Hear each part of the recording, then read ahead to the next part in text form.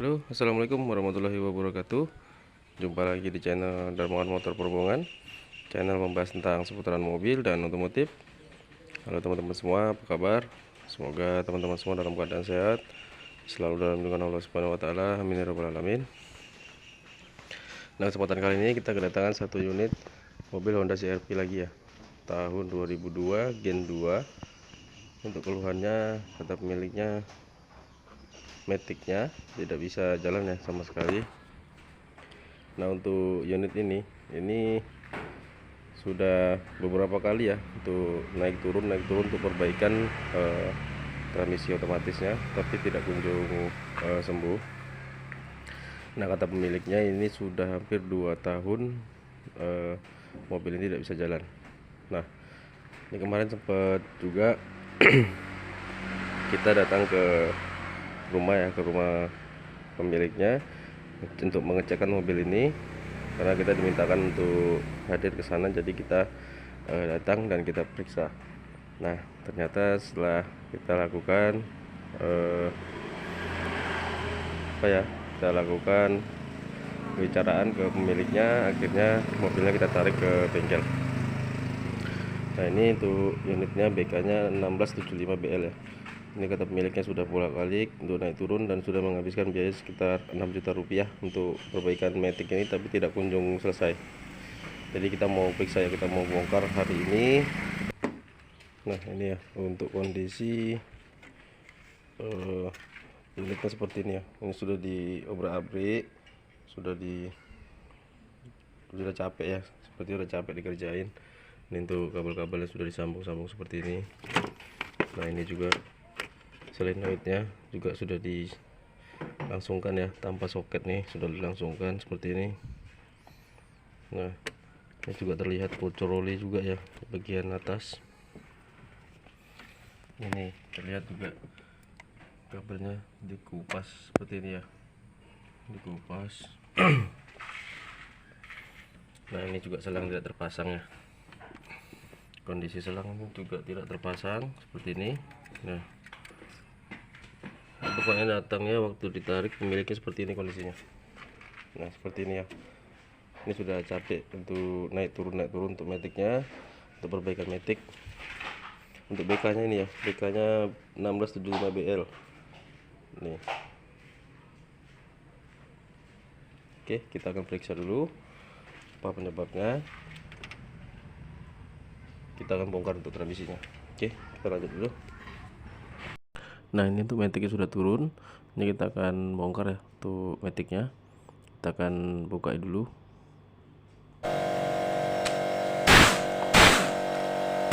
Apanya kan mangkok ini?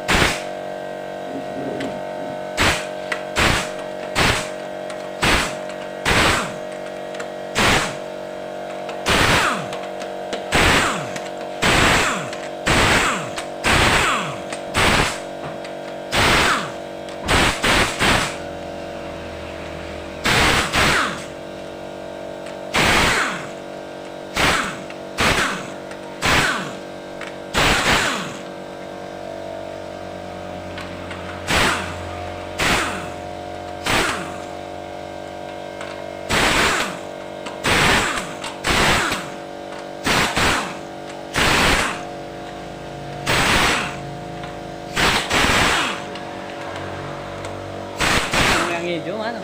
Hah?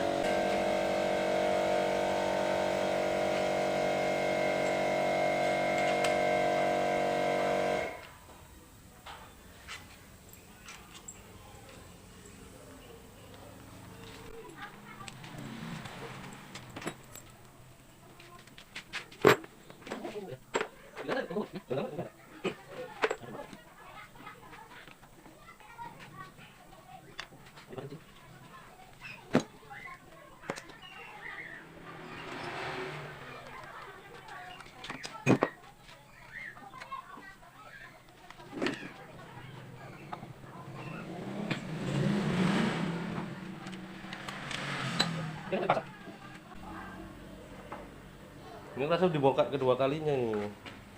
Masa kayak gini dia habis bongkar, Bang? Konter. Bukan, habis nih ya. Baut-bautnya nih. Abang tengok lah. Oh itu dah buka kiri tuh. Ah, nggak iya nggak boleh. Aturannya kan buka kanan. Inilah makanya Gitu dah. orang ini minta ganti baru kayak gini. Ini pun nggak kepasang nih ya. Ini salah nih masang ini ya. Mantap. Kadang-kadang itu anak wedekku mau bisa mau betul insya Allah bisa dia kan yang tukang jangan sakit pula kalau sakit ya betul udah kata dulu kan Aduh, habis.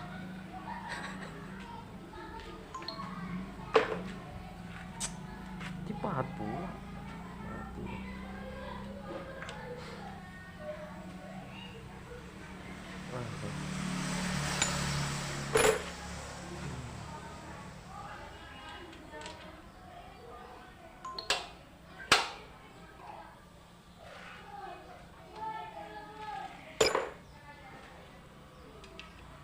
Ambil kunci monyet, Rek.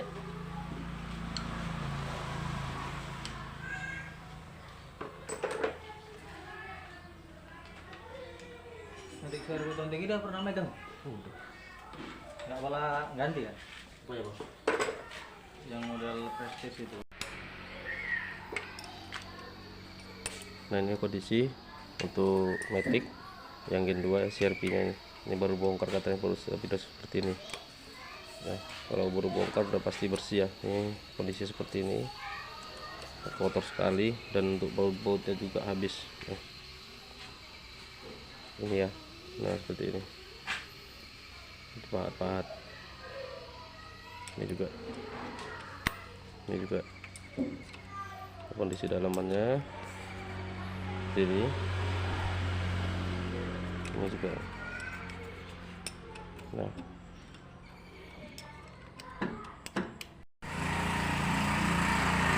Nah, ini untuk Maticnya udah kita bongkar ya. Tadi kelupaan, kita lagi record lagi karena tadi ada tamu ya.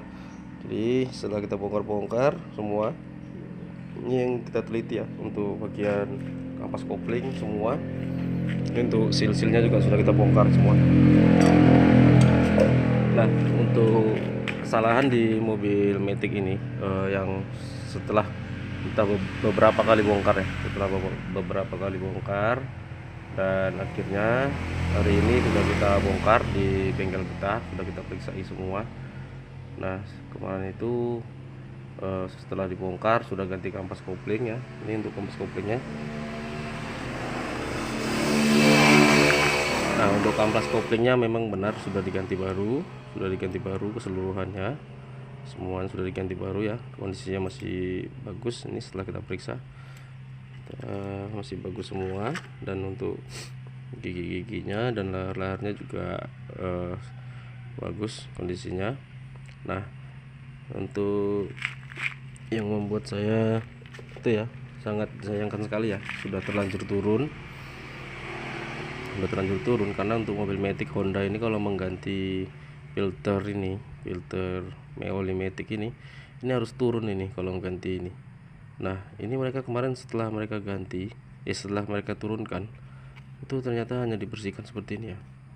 Nah, ini dibelah, ini bekasnya dibelah, lalu mereka mengunci kembali menggunakan baut cacing seperti ini. Ada 4 buah nih setiap sudut. Nah, setiap sudut ada 4 buah. Ini setelah mereka buka, setelah mereka belah, mereka cuci. Nah, ini ya, untuk dalamannya seperti ini. Nah, ini sangat disayangkan sekali karena kampas kopling sudah baru, seal hidrolik kopling dan seal setnya semua sudah diganti. Nah, untuk ini saringan ini tidak diganti, sayang sekali untuk pekerjaannya ya. Mungkin mau menghemat juga, mungkin juga ya, kurang tahu juga kita ya. Intinya ini tidak bisa kita akal-akalin. Kalau emang menggunakan saringan seperti ini, strainer yang seperti ini tidak bisa diakal-akali ya. Tapi kalau misalnya untuk mobil ekstril, mobil yang menggunakan kawat ram ya, itu masih bisa kita bersihkan. Tapi kalau yang sudah menggunakan seperti ini tidak bisa sama sekali. Nah, ini sangat sayang sekali karena untuk naik turunnya Matic ini tuh lumayan ya, lumayan berat juga kerjanya kan. agak sulit ya untuk menggantinya. Ini kenapa tidak diganti sekalian. Nah ini satu, dan setelah itu, setelah kita bongkar semua dan kita cek semua untuk bagian seal hidrolik kopling yang di sini ya, dan seal bondetnya juga sudah kita periksa. Ini kondisinya masih bagus semua yang ini, dan untuk seal hidrolik koplingnya yang ini, nah ini sudah mengalami pengerasan ya, agak keras. Ini nggak tahu juga kenapa bisa mengeras kembali, kemungkinan dari spare partnya sendiri atau gimana ya. Ini kita kurang tahu nih. Yang penting ini kita harus ganti lagi. Untuk seal hidrolik koplingnya harus kita ganti. Nah yang kedua ya, yang membuat saya sangat itu ya, ini memang ketidaktahuan atau memang tidak tahu cara kerja matic, ini kita kurang tahu juga. Tapi intinya memang pekerjaannya sih saya lihat amburadul ya, amburadul sangat sayangkan. Nah kalau misalnya tidak bisa mengerjakan matic itu kita jangan seperti ini ya, itu bisa mengecewakan pemiliknya juga. Kasihan sudah habis 6 juta rupiah untuk perbaikan mobil ini, tapi tidak kunjung sembuh untuk penyakitnya ya, dan sudah pernah dibawa juga ke kota besar, ke kota Medan ya, di kota Medan. Setelah dibawa ke sana dan disarankan untuk mengganti satu unit gelondongan ya, untuk maticnya harus diganti satu gelondongan karena sudah tidak bisa lagi diperbaiki, kata mereka seperti itu, untuk kata pemiliknya ya. Nah itulah kenapa untuk mobil ini ditonggokkan di rumah ya, sampai berbulan-bulan, hampir setahun tidak bisa bergerak sama sekali karena keterbatasan dana ya, karena dibilang harus ganti satu unit gelondongan, jadi pemiliknya tidak mempunyai dana, jadi dibiarkan di rumah tertonggok untuk unitnya.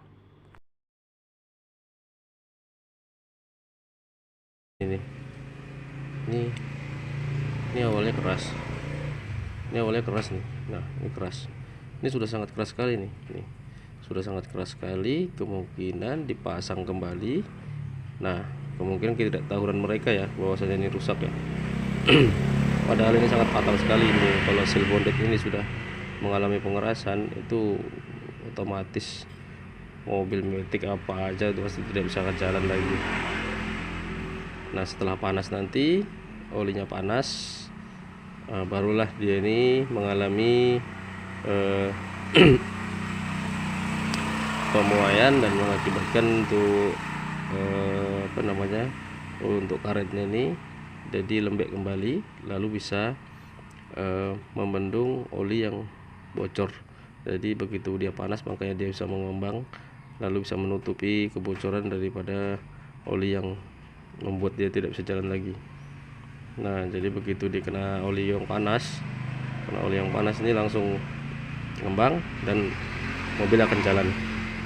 Nah kalau ini panas, ada kebocoran oli, nah, maka mobilnya tidak akan bisa jalan. Nah setelah mungkin karena ini memang sudah mengeras, mereka memasangnya kembali di sini ya, dan melakukan pengepresan. Nah setelah dipres kemungkinan dia meleset atau melejit, dan akhirnya ini mengalami sobek seperti ini. Nah sobek. Nah setelah sobek ini dilem ya, menggunakan lem setan kalau di sini ya, lem universal ya. Nah ini bekas leman nih, lem setan untuk mengelem ini bagian yang ini, karetnya ini sudah pecah ini. Nah sudah pecah. Nah ini sudah pecah, tapi dilem. Mereka kira itu bisa ya seperti ini, tidak akan terjadi kebocoran, tapi ini ternyata ya seperti ini ya pekerjaannya. Sangat disayangkan sekali ya. Untuk kampas kopling sudah baru, packing setnya sudah dibelikan, tapi packingnya tidak dipasang ya. Ini packing yang besar ini adanya itu di packing set, dan juga di sana ya, yang di situ juga adanya di packing set. Nah kalau misalnya kita beli packing set itu kita sudah dikasih packing. Nah ini sekarang ini packingnya tidak ada nih, tidak dipasang. Nah ini untuk kopernya luar, nah tidak ada ya, tidak ada sama sekali nih packingnya. Nah Nah ini, jadi permasalahannya itu di sini, di seal bondednya. Nah, seal bonded ini yang mengalami pecah lalu dilem. Nih. Nah inilah yang menyebabkan mobil BK 1675BL ini 1675BL tidak bisa jalan metiknya. Nah ini masalahnya nih. Oke, nah lanjut nanti kita akan carikan ya. Ini untuk seal bondednya kita carikan dua buah ya, dua buah ini nanti kita carikan. Lalu untuk o-ringnya nanti kita carikan juga. O-ringnya nanti untuk kampas koplingnya masih bagus semua ya, masih bagus karena baru diganti. Memang ini memang terlihat ya baru diganti. Oke, jadi nggak ada masalah. Tinggal nanti kita cari packing setnya tuh, packing setnya yang sobek-sobek tuh nanti kita mau carikan ya, bener-bener ya. Untuk kondisi di balok bodinya nanti kita buatkan lagi videonya ya, karena takutnya durasinya terlalu panjang. Ini terlihat ya, terlihat kotoran dari rontokan kampas kopling yang tidak terkena oli. Nah gimana oli mau naik karena filternya seperti itu ya kondisinya ya. Teman-teman tadi sudah lihat sendiri itu kondisi filternya, ini yang menyebabkan rontokannya seperti ini. Nah ini rontokan kampas kopling yang tidak terkena oli. Nah, karena olinya tidak bisa naik sampai ke atas. Nah seperti itu. Jadi itu penyebabnya untuk mobil ini karena strainer kotor, sumbat, dan seal bonded yang dua buah itu mengalami kebocoran. Nah itu. Jadi ini untuk video part pertamanya pembongkarannya dan mencari penyebabnya sudah ketemu, alhamdulillah, insyaallah.